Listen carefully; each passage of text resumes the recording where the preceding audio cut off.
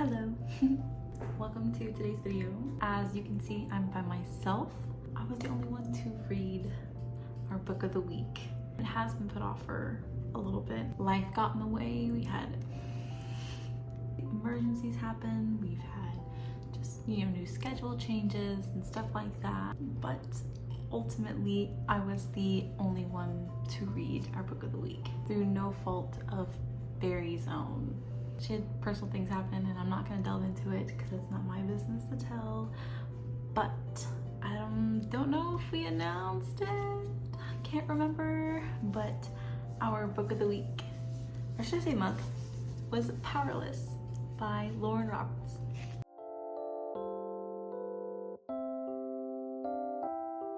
It was something, that's for sure. Now, I'm just gonna say this. I read to read, not to make theories, not to guess what's gonna happen next. No. I read to read. So this book was so good to me. It was so good to me. And because I loved this book so much, I got a physical copy, and I also got the physical copy of Reckless, which I also immediately devoured. Let me try to convince you to read Powerless, okay?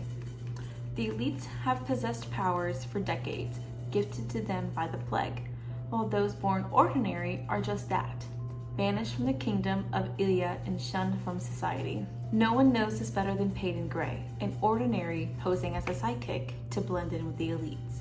But when she unwittingly saves one of Ilya's princes, Kai Azar, she's thrown into the purging trials, a brutal competition showcasing the elite's powers. If the trials and the opponents within them don't kill her, the prince she's fighting feelings for will if he discovers what Peyton is. Completely ordinary. I'm a little dramatic. I finished the book. I finished it.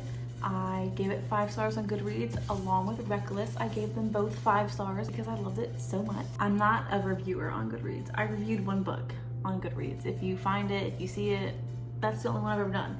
This made me want to leave one. Me and Barry make these videos so you can join along our discussion with them and stuff like that. Let's delve into the plot, into the characters whom I love and also hate. As the synopsis says, the book follows Peyton Gray as she goes through the purging trials, asking her ordinary self as a sidekick, as an elite sidekick. Okay, so I love Peyton Gray, I love Kai Azar, I love Kit Azar, although it's like a with him. Okay, it's a love-hate for a little bit, and then I'm like, okay, I understand. Adina, I don't remember if they say Adina's name. Love her. You have Jax, you have Blair. The king, don't remember his name, didn't care to remember his name, he's just the king in my head. It's like when you read Throne of Glass and you don't really remember the king of Utterlon. I'm done. You try to remember the king's name, I don't. I'm sorry, he's just the king in my head. You have her father who is diseased. You have the resistance, which plays a vital role at the end of the book. Oh my gosh. And Peyton and Kai and Kit have this weird little triangle thing, but it's not a love triangle. Peyton cares deeply for Kai even if she doesn't want to admit it. She cares deeply for Kit even if she doesn't want to admit that. And it's more romantic on the Kai side, and it was a little romance for the Kit side, but really not from her, more so from Kit romancing her, It was just, it was a little woo at first, and then I just looked over the fact and I was like, let me just read this. Let me just get through this. Let me.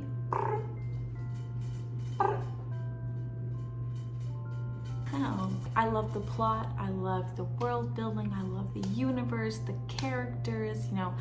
Lauren really made me hate certain characters, they're real people and they've actually done injustice and crime against me. That makes sense. So let's talk about the timeline for a little bit. If you're like me and you like just reading romantasy, you like reading romance and fantasy, then you combine and it's romantasy, I think this book is it. This book will do you right in. I don't know if anybody who watches this has read the Daughter of No Worlds series. Gods and Monsters, I think, by Clarissa Broadbent. That's heavy world building. Crescent City, the first book, is heavy world building. This is like medium world building. Like it's a lot, but it's not too much.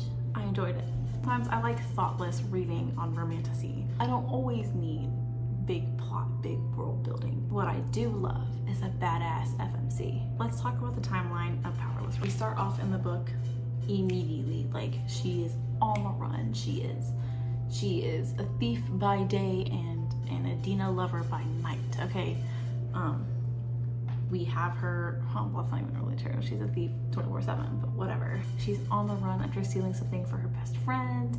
You know, she's a pocket thief, and she's just pew pew pew pew. And then we move past, and she ends up stealing from the prince, who she didn't know was the prince.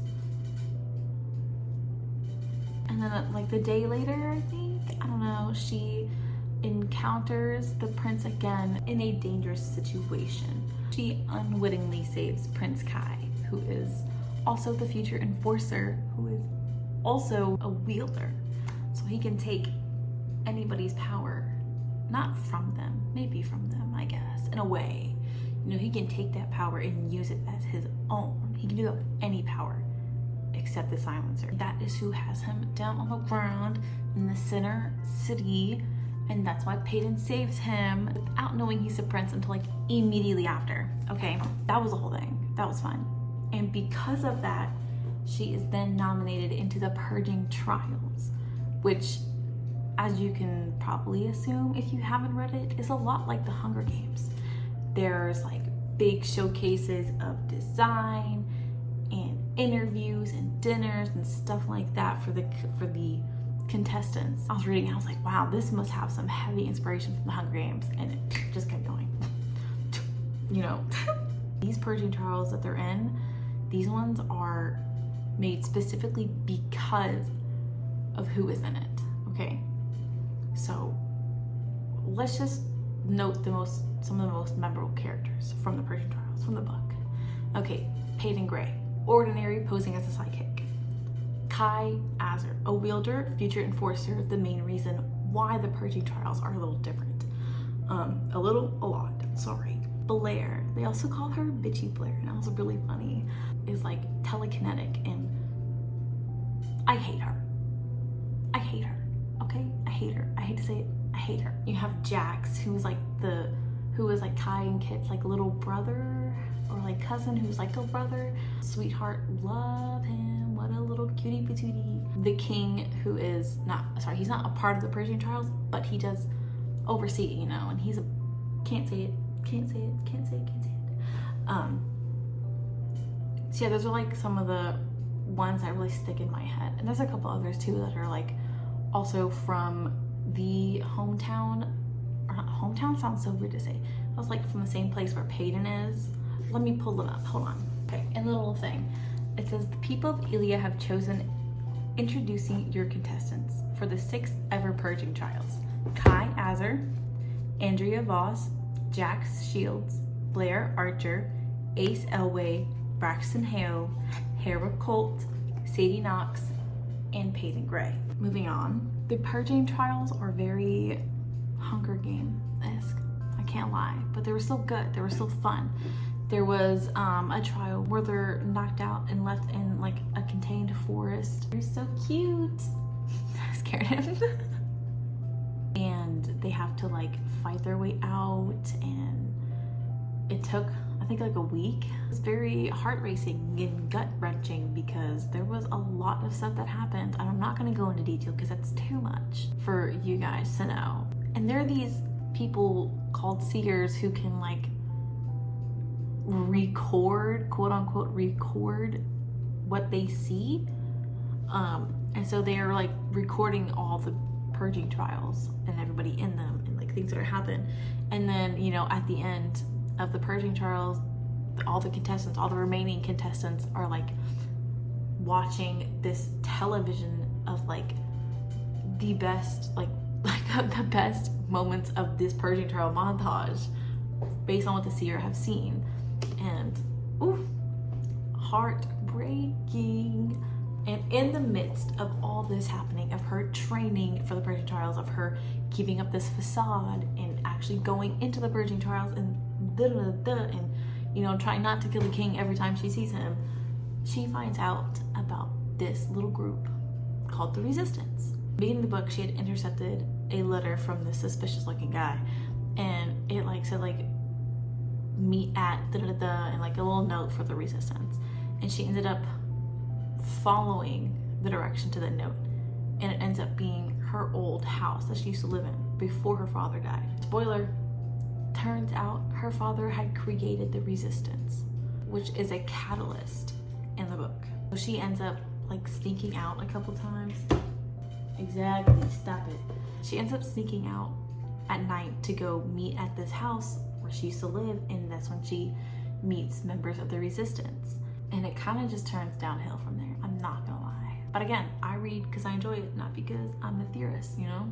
And so she's sneaking around and she's getting information from Kit, using him to find the entrance to these catacombs or to these tunnels or something, and it blows up at the end, okay? Blows up.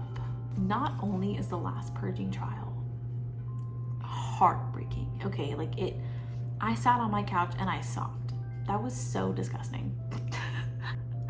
That was so, ugh. I hated it. Like it was vital for the plot, but I hated it, okay? The last purging trials happened. That heartbreaking scene happened. If you've read it, you know. If you haven't read it, you should read it so you do know what I'm talking about, what I'm referencing.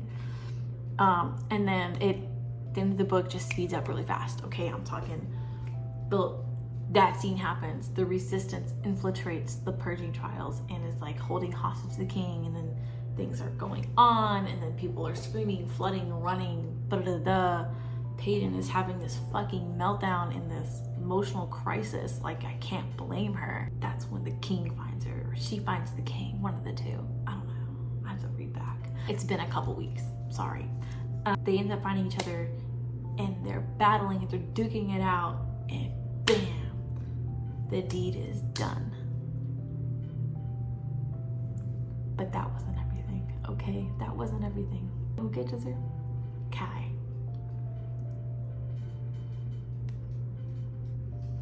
The ending of this book immediately made me go read this book.